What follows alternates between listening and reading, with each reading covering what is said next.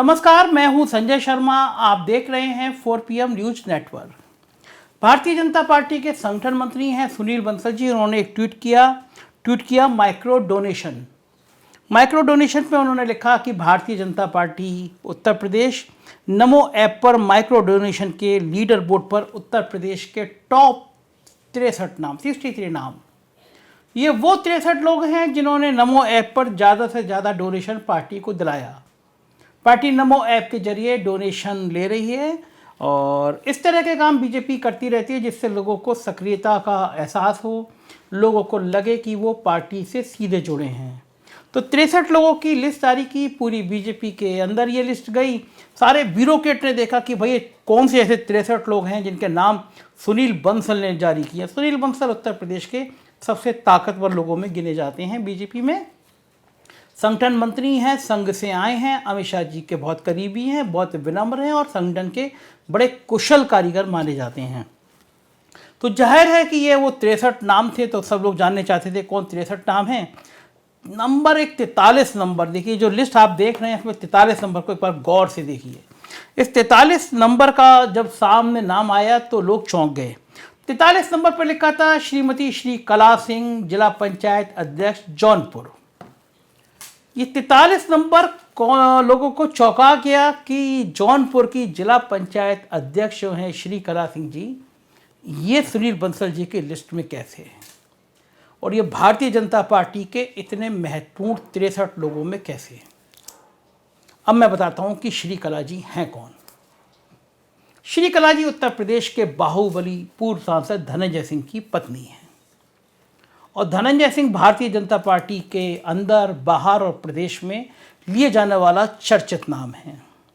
उत्तर प्रदेश के जो विधानसभा चुनाव हुए उसमें धनंजय सिंह पूरे चुनाव में बीच में धुरी का केंद्र रहे।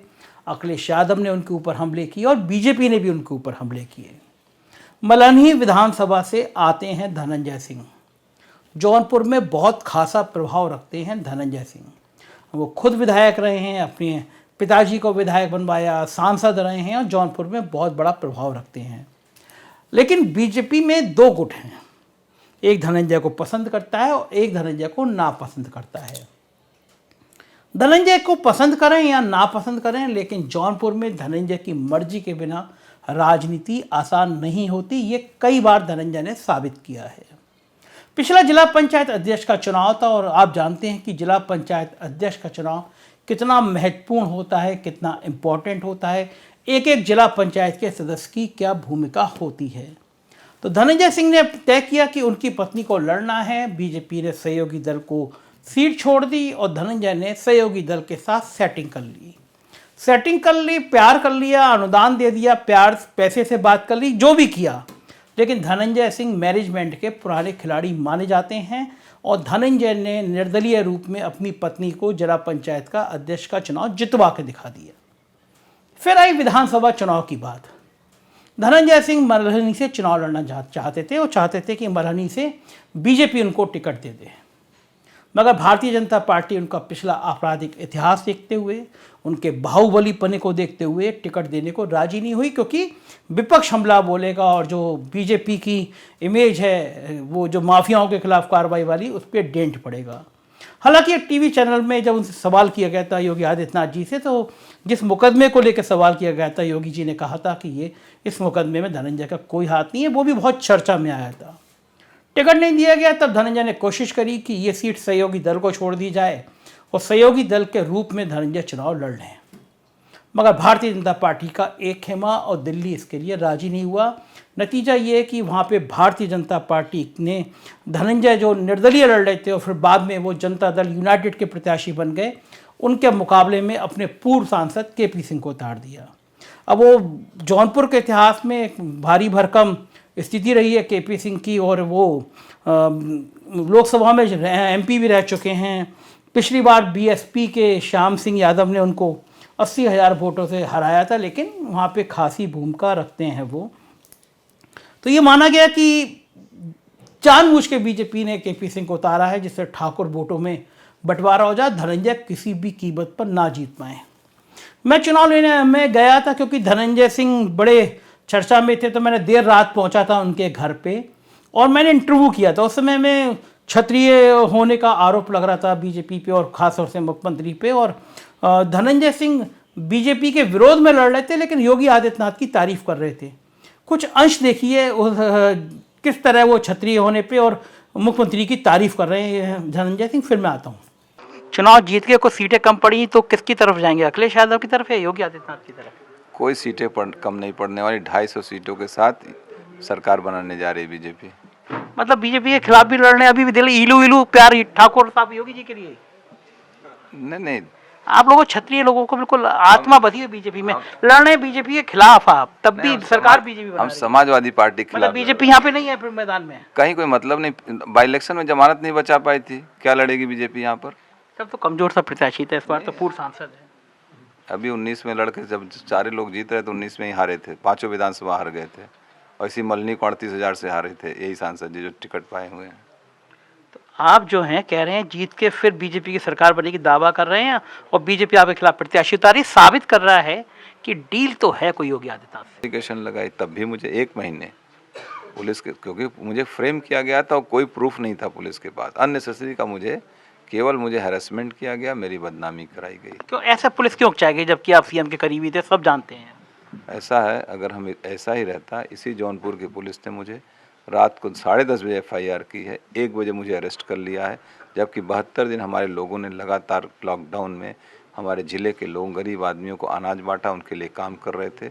उस समय न समाजवादी पार्टी दिख रही थी, न भारतीय जनता पार्टी के लोग दिखे थे यहाँ जौनपुर में काम करते। उसके बाद हम लोग एक नमामि गंगे योजना थी, यहाँ के एक मंत्री हुआ करते थे जो उस गिरीश यादव, हाँ, विभाग के, और उसमें करप्शन का इशू था। हमने रेस किया उस इशू को, इसलिए उसको डांटा मैंने बुला के। उस आधार में उन्होंने मुकदमा। आपने मंत्री को बुला के डांटा? नहीं, मैंने उसको बुला के डांटा जो कॉन्ट्रैक्टर जो प्रोजेक्ट था गलत काम कर रहा था। लोगों ने शिकायत की। देखिए, जब हम नेता हैं, हम पब्लिक डीलिंग में हैं, तो लोग आके शिकायत करेंगे, नहीं सर ये भैया ये काम गलत हो रहा है, सांसद ये काम गलत हो रहा है। स्वाभाविक हम बुला के पूछे, हमने क्या बात है भाई, तुम लोग गलत काम क्यों कर रहे हो? देखा आपने, चुनाव लड़ रहे हैं भाजपा के खिलाफ, मतलब भाजपा का प्रत्याशी खड़ा है, धनंजय सिंह उसके खिलाफ चुनाव लड़ रहे हैं, लेकिन कह रहे हैं कि हम चाहते हैं योगी आदित्यनाथ दोबारा मुख्यमंत्री बने, हमारे मन में उनके प्रति बहुत श्रद्धा है। चुनाव हो गया, धनंजय सिंह कुछ वोटों से हार गए, हालांकि निर्दलीय लड़े थे, उससे मुकाबले में उनका वोट परसेंटेज हर बार बढ़ता रहता है, और 70, 80, 90 हज़ार वोट अगर आप इंडिपेंडेंट तौर पे ले रहे हैं तो माना जाता है कि क्षेत्र में पकड़ है। इसके बाद हुए विधान परिषद के चुनाव। धनंजय चाहते थे कि उनके राइट हैंड प्रांशु को वहाँ से टिकट दे बीजेपी, और भारतीय जनता पार्टी को भी ये समझ में आ गया था कि जब मोदी लहर में लगभग सब सीटें जीत रहे थे, तब बसपा ने लोकसभा जौनपुर की सीट जीत ली, क्योंकि धनंजय सिंह उस समय बीजेपी का समर्थन नहीं कर रहे थे। और इस माहौल में जब पूर्वांचल में समाजवादी पार्टी ने अच्छा प्रदर्शन किया, 4-5 जिले वो आसपास के गाजीपुर, मऊ में, तो बीजेपी ये नहीं चाहती है कि लोकसभा चुनाव में कोई भी सीट पे असर पड़े। तो बीजेपी चाहती है कि जौनपुर जीतें, और बीजेपी ये भी जानती है कि जौनपुर से अगर किसी और को लड़ाया तो धनंजय सिंह निर्दलीय लड़ेंगे, JDU से लड़ेंगे, किसी भी पार्टी से लड़ेंगे, और बीजेपी जौनपुर से नहीं जीत पाएगी।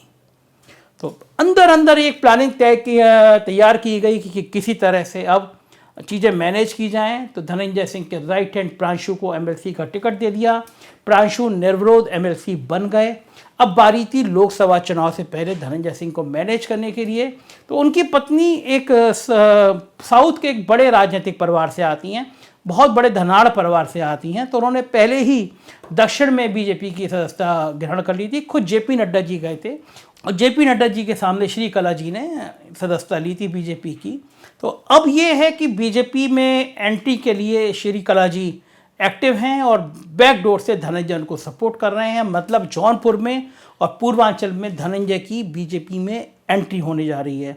सुनील बंसल जी के इस ट्वीट में जिस बात का जिक्र है, श्रीकला जी ने पूरे जौनपुर में बीजेपी के सदस्यता अभियान में बढ़ चढ़कर हिस्सा लिया, बड़ा अमाउंट दिलाया। तो सुनील बंसल जी का ये ट्वीट 1-2 लोगों के लिए बड़ा चर्चा में था। पहला नाम धनंजय का था, दूसरा सिनोद कुमार शाख। ये बदायूं से आते हैं, बदायूं में विधायक रहे हैं बसपा के, और शाख बरादरी बदायूं में बहुत है यादवों के बाद। तो समाजवादी पार्टी लंबे समय से चाह रही थी कि किसी तरह से शाक्यों का कोई बड़ा नेता आ जाए। तो सिनोद शाख को वहाँ से तोड़ा गया, समाजवादी पार्टी में लाए गए। उनको भरोसा दिया गया कि दातागंज विधानसभा है जहाँ से वो विधायक रहे हैं, टिकट दिया जाएगा, लेकिन अंतिम क्षणों में उनका टिकट काट दिया गया। तो सिनोद शाख बहुत आहत थे इस धोखे से, और जिनको टिकट दिया गया वो भी हार गए और कई सीटों पे इसका असर पड़ा। तो सिनोद शाख को लग रहा था कि मैं बसपा छोड़ के आया, भरोसे के साथ आया और मेरे साथ धोखा हुआ। तो उन्होंने भी बदला बराबर कर लिया। जब एमएलसी के लिए उन्हें टिकट दिया गया, समाजवादी पार्टी ने उनको एमएलसी का टिकट दिया, तो एंड टाइम पे वो अपना पर्चा वापस ले गए और बीजेपी वहाँ से निर्विरोध चुनाव जीत गई। एक तरह से वो बीजेपी में ज्वाइन कर लिए थे, बाद में विधिवत आ गए और इस बार सुनील बंसल की डोनेशन की सूची में सिनोद शाख का नाम भी शामिल है। इस तरह के कुछ और नाम है, लेकिन सबसे ज़्यादा नाम धनंजय का है। जाहिर है एक बाहुबली की एंट्री बीजेपी में खलबली मचाती है। पूर्वांचल में जिस तरह के समीकरण बन रहे हैं, बिगड़ रहे हैं, उसमें धनंजय सिंह एक खासा प्रभाव रखते हैं। अब देखना ये होगा कि धनंजय की एंट्री बीजेपी में क्या क्या नए संकेत देती है। लेकिन ये बात तय है कि अगर धनंजय बीजेपी में आ जाएंगे तो जौनपुर और उसके आसपास बीजेपी को फ़ायदा मिलने की उम्मीद है। क्या होगा राजनीति का पूर्वांचल के, हम आपको बताते रहेंगे। देखते रहिए 4PM न्यूज़ नेटवर्क। यही चैनल है जो सच सच और सिर्फ सच बताएगा। Thank you.